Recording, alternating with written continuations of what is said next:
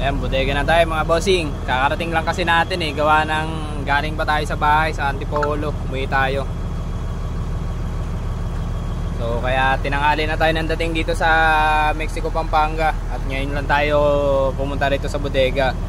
Halos kalapit lang kasi ng bodega yung garahe namin, kaya okay lang na tanghaliin basta pasok lang sa cut-off. Ayan, baka papasokin na rin tayo mga bossing.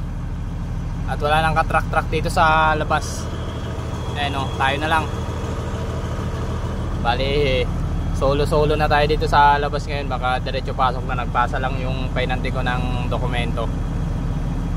Ayan, good morning mga bossing.